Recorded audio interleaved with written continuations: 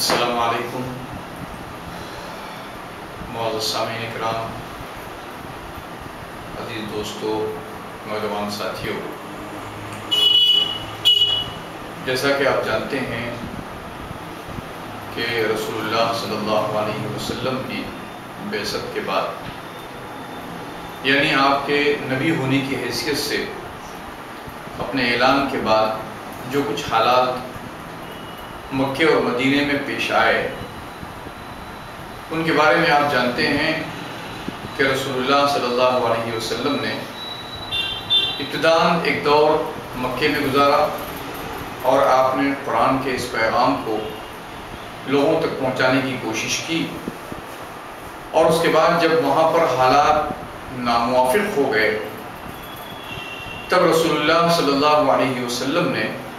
مکے سے مدینے کی طرف ہجرت فرمائی، اور اسی طرح آپ کے ساتھی بھی مکے سے نکل کر مدینے کی طرف چلے آئے۔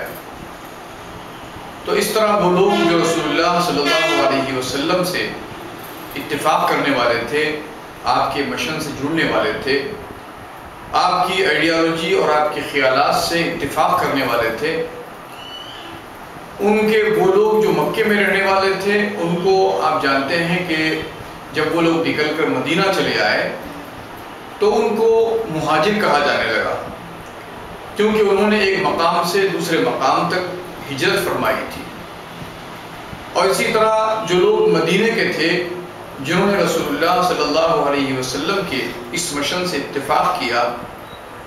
اور ان آنے والے مہاجرین کی مدد اور نصرت فرمائی، سپورٹ کیا،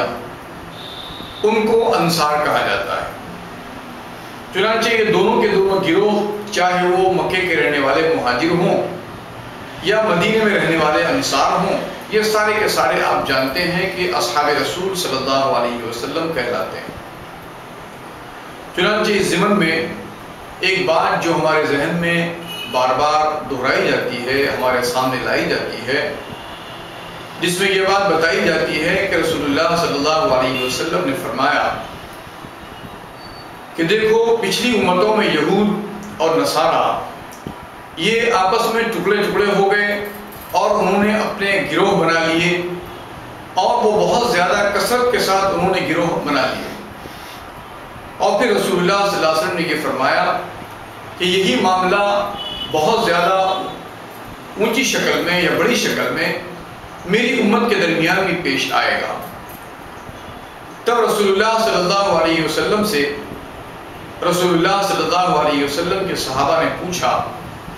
یعنی مہاجر و انصار جو تھے، انہوں نے پوچھا کہ اللہ کے رسول صلی اللہ علیہ وسلم، اتنے سارے گروہ جب بن جائیں گے یا لوگ جب اتنے سارے فرقوں میں بٹ جائیں گے تو وہ کون سا گروہ ہوگا، وہ کون سا فرقہ ہوگا، وہ کون سا گروپ ہوگا جو نجات پانے والا ہوگا، جو کامیابی حاصل کرنے والا ہوگا، جو اس یعنی معیار پر ہوگا جس معیار پر اللہ چاہتے ہیں یا رسول نے بتایا ہے۔ تب رسول اللہ صلی اللہ علیہ وسلم نے یہ بات فرمائی تھی کہ وہ گروہ جو گروہ میرے اور میرے ساتھیوں کے طریقے پر ہوگا، وہی گروہ اللہ کے پاس نجات پانے والا اور کامیابی حاصل کرنے والا ہوگا۔ چنانچہ اب سوال کھڑا ہو جاتا ہے کہ یہ بات کیسے جانی جائے کہ رسول اور رسول کے صلی اللہ علیہ وسلم کے صحابہ کس چیز پر تھے۔ چنانچہ جب ہم قرآن پاک کو پڑھتے ہیں، اور آپ نے بھی مطالعہ کیا ہوگا تو آپ کو اندازہ ہوگا کہ قرآن پاک کے اندر بھی بہت سارے مقامات ہیں جن مقامات پر یا جن مقامات میں اللہ رب العزت نے وہ ساری باتیں بہت ہی خوبصورتی کے ساتھ اور بہت ہی مختصر انداز میں بیان فرما دی کہ وہ کون سے کیریکٹر تھے، وہ کون سا اسوہ تھا، وہ کون سا طریقہ تھا جس طریقے پر رسول اور رسول کے صحابہ قائم تھے، یعنی وہ کون سے کیریکٹر، وہ کون سا طریقہ کار تھا جس طریقے کے اوپر رسول اور اصحاب رسول کھڑے ہوئے تھے۔ چنانچہ قرآن پاک کی آیتیں اس کو بہت ہی کھول کر بیان کرتی ہیں۔ ایک آیت جو میں آپ کو یاد دلاؤں جو سورۃ الحشر کی ہے، جس میں اللہ رب العالمین نے فرمایا لِلْفُقَرَاءِ الْمُهَاجِرِينَ الَّذِينَ أُخْرِجُوا مِنْ دِيَارِهِمْ وأموالهم، وہ مہاجرین جنہوں نے مکے سے ہجرت کی یا وہ مکے سے نکال دیے گئے. آپ جانتے ہیں کہ مکے سے کیوں نکالے گئے؟ مکے سے صرف اور صرف اس لیے نکالے گئے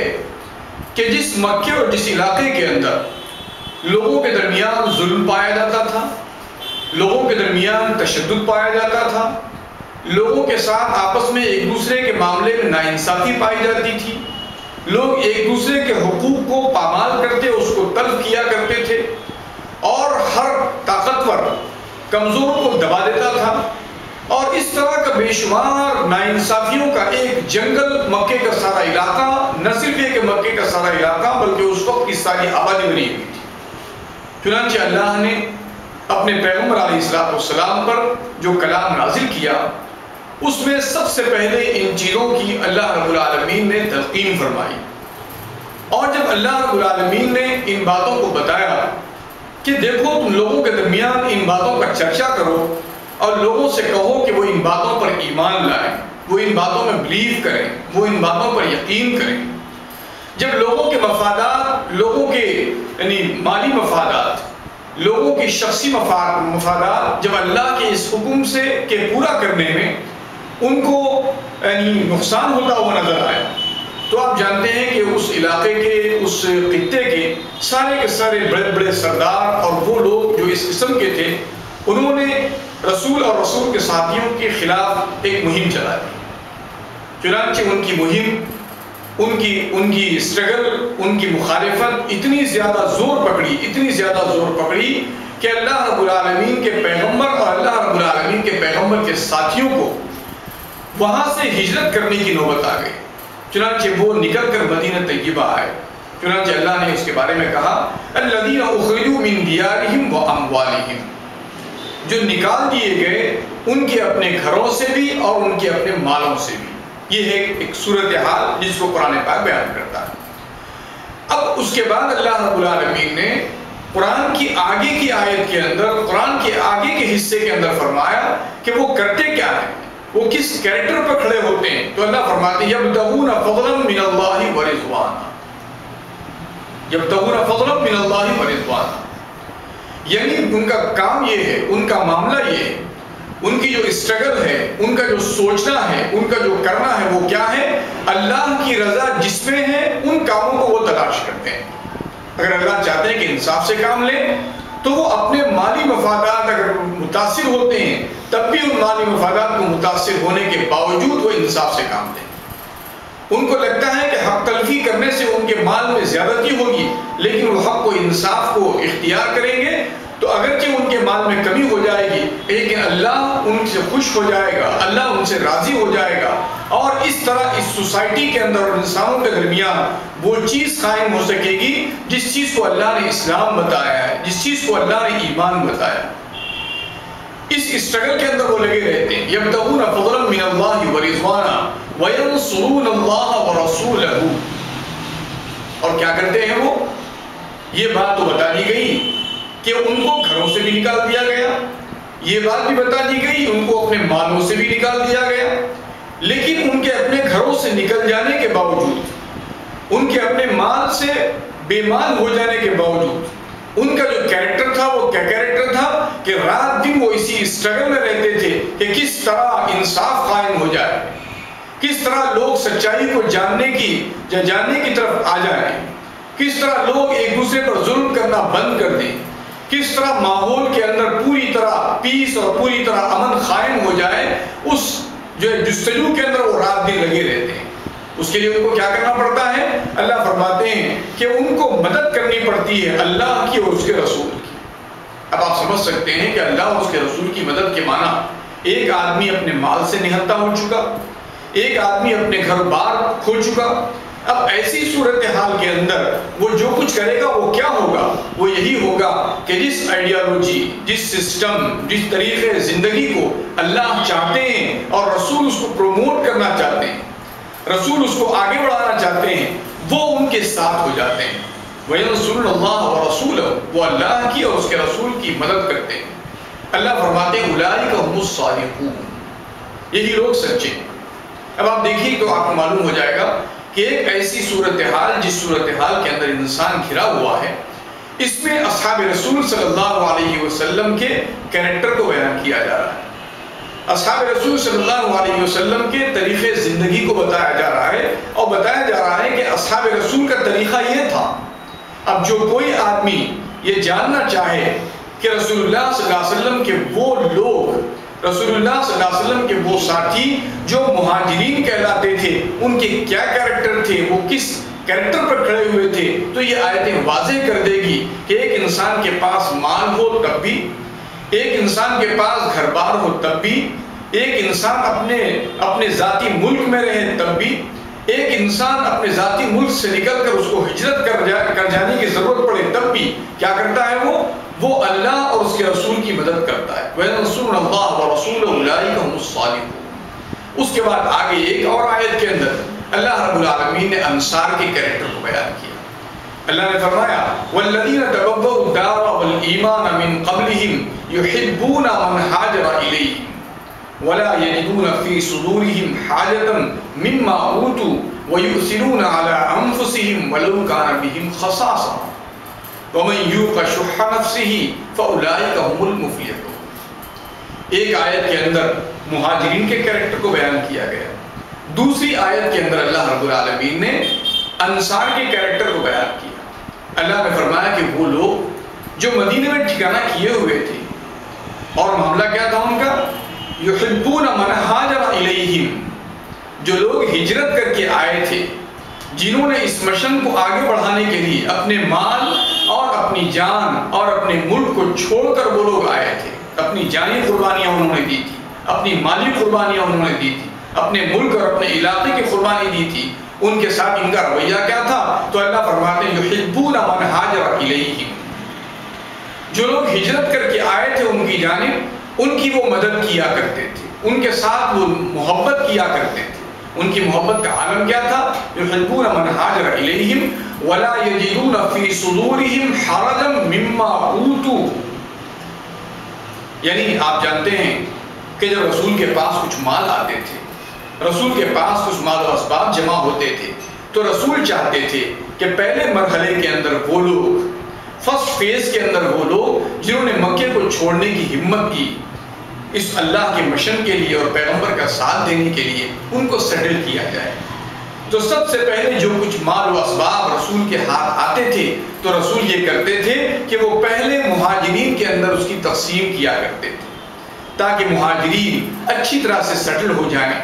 ان کے بگڑے ہوئے حالات میں کچھ بہتری آ سکے۔ تو اللہ فرماتے ہیں کہ انصار کا کریکٹر یہ تھا کہ پیغمبر جو کچھ اپنے مہاجر ساتھیوں کو دیا کرتے تھے، اس معاملے میں شکایت کرنا تو بہت دور کی بات ہے، بلکہ ان کے دل میں کسی قسم کی کوئی تنگی بھی وہ محسوس نہیں کرتے تھے۔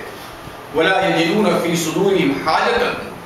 مِّمَّا أُوتُوا، جو کچھ ان کو دیا جاتا تھا اس کے اوپر ان کے دل میں ذرہ برابر تنگی تک وہ محسوس نہیں کرتے تھے۔ اور آگے اللہ نے اور کریکٹر کو بیان کیا، اور اللہ نے فرمایا وَيُؤْثِرُونَ عَلَىٰ أَنفُسِهِمْ وَلَوْ كَانَ بِهِمْ خَصَاصَةٌ، نہ صرف یہ کہ وہ اپنے دل میں تنگی محسوس نہیں کرتے تھے، بلکہ اللہ نے فرمایا کہ وہ اپنے آپ کی ضروریات پر ان کی ضروریات کو ترجیح دیا کرتے تھے، ان کی ضروریات اور ان کی حاجات اور ان کی نیڈز کو پریفیر کیا کرتے تھے اپنی نیڈز اور اپنی حاجات کے اوپر۔ یہ کریکٹر اللہ رب العالمین نے انصار کو بیان فرمایا، وَيُؤْثِرُونَ عَلَىٰ أَنفُسِهِمْ وَلَوْ كَانَ بِهِمْ خَصَاصَةٌ، اگرچہ کہ وہ خود حاجت مند ہو، اگرچہ کہ وہ خود ضرورت مند ہو۔ چنانچہ ایک بات میں آپ سے بتاؤں گا کہ خصاصہ کسے کہتے ہیں۔ چنانچہ اہل لغت خصاصہ کے بارے میں لکھتے ہیں، ایک مقام ایسا ہو جہاں پر پانی رکھا ہو، ڈیزرٹ کا علاقہ ہو، اور ایسے مقام پر اتنا پانی ہو جو کسی ایک آدمی کو کافی ہو سکتا ہو، اور وہاں پر آدمی اس بات کی تگودو کرتا ہو کہ یہ پانی مجھے مل جائے، میری ضرورت پہلے پوری ہو جائے، اس کے لیے جو تگودو کرتا ہے، بھاگ دوڑ کرتا ہے، دوسرے پر سبقت لے جانے کی کوشش کرتا ہے، ایسی سچویشن کو اللہ رب العالمین فرماتے ہیں کہ خصاصہ کہتے ہیں۔ یعنی ایسی سچویشن درپیش آ جائے کہ ضرورت کو تکمیل کرنے والی ایک شے موجود ہو جو ایک کی ضرورت کو، ایک کی نیڈ کو فلفل کرے تو دوسرے کی نیڈ کو کم پڑ جائے، دوسرے کی نیڈ کو جو ہے تکلیف ہو جائے۔ اللہ رب العالمین فرماتے ہیں کہ اصحاب رسول صلی اللہ علیہ وسلم کا یہ جو گروہ ہے جو انصار کہلاتا ہے، ان کا کیریکٹر یہ ہے کہ وہ دوسرے کی ایسی ضرورت کو، اپنی ایسی ضرورت کو دوسرے کی ضرورت پر اپنی ضرورت کو بجائے وہ دوسرے کی ضرورت پر ترجیح دیتے ہیں۔ دوسرے کو چاہتے ہیں کہ مجھ سے پہلے وہ حاصل کر لے،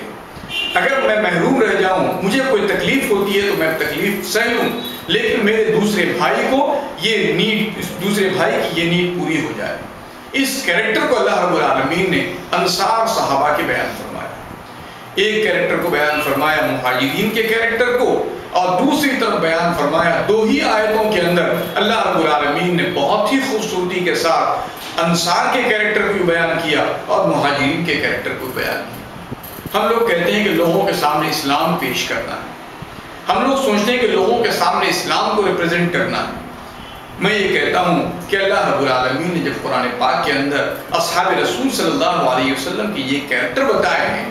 تو کیا یہ کیریکٹر الیکٹرسٹی بل کے بھرنے کے موقع سے لائن میں ہم لوگ پرفارم کر پاتے ہیں؟ اپنے گھر کے اندر دو بھائیوں کے درمیان جب کوئی ایک ضرورت کی چیز ہوتی ہے تو کیا ایک بھائی دوسرے بھائی کی ضرورت پر، دوسرے بھائی کی ضرورت کو ترجیح دیتا ہے، اس کی جو ضرورت کو پریارٹی دیتا ہے؟ یا ایک مسجد میں نماز پڑھنے والے دو مصلی، ایک مسلک کو ماننے والے دو ساتھی، کیا اس کیریکٹر کے اندر اپنے آپ کو مطلب جو ہے محسوس کرتے ہیں؟ اور اگر ایسا محسوس نہیں کرتے تو ہم کو چاہیے کہ ہم اس راہ کی طرف اپنے سفر کو جاری کر دیں جس راہ کی طرف نبی علیہ السلام نے نشاندہی فرمائی اور فرمایا کہ میں اور میرے ساتھی اس کیریکٹر پر ہیں، اور جو کوئی اپنے آپ کو اس کیریکٹر پر لے آئے وہی اللہ کے پاس فلاح پانے والا، وہی اللہ کے پاس کامیابی حاصل کرنے والا۔ چنانچہ قرآن پاک کی اس آیت کے اختتام کے اوپر بھی اللہ رب العالمین نے یہ فرمایا اولئک هم المفلحون، یعنی اس کیریکٹر کے رکھنے والے ہی اللہ کے پاس فلاح پانے والے، سکسس حاصل کرنے والے ہیں۔ تو میں اپنے نوجوان ساتھیوں سے اس بات کی مؤدبانہ گزارش کروں گا، میں چاہوں گا کہ اپنی فیلڈ کے اندر، اپنے کلک کے ساتھ، اپنی جاب کے مقام کے اوپر، اپنے گھر کے اندر، کہیں آپ الیکٹرسٹی لائن میں کھڑے ہوئے تو وہاں پر، کہیں اپنی گاڑی پارک کرتے ہو تو وہاں پر، کسی اور آدمی کے ساتھ آپ کا کوئی واسطہ پڑتا ہو تو وہاں پر آپ اس بات کی بھرپور کوشش کریں کہ اپنی ضرورت پر دوسرے کی ضروریات کو ترجیح دی جائے، اس کے معاملے کو ریسپیکٹ کیا جائے، اس کے ساتھ کوآپریشن کیا جائے، یہ سوچ کر، یہ خیال کر کے کہ میرا یہ عمل ایک تو مجھ کو اس مقام پر کھڑا کرے گا یا اس کیریکٹر پر کھڑا کرے گا جس کیریکٹر کے اوپر میرے پیغمبر اور میرے پیغمبر کے ساتھی کھڑے ہوئے تھے، اور اس کے بعد پھر ساتھ میرا یہ کیریکٹر اسلام کو، پیس کو، امن کو ریپرزینٹ کرنے کے اندر، اس کی جو ہے دعوت کرنے کے اندر کام آ سکے گا۔ اللہ رب العالمین سے یہ دعا ہے کہ اللہ رب العالمین ہم سب کو رسول اور اصحاب رسول صلی اللہ علیہ وسلم کے اسوے کو سمجھنے کی توفیق عطا فرمائے۔ وآخر دعوانا الحمدللہ۔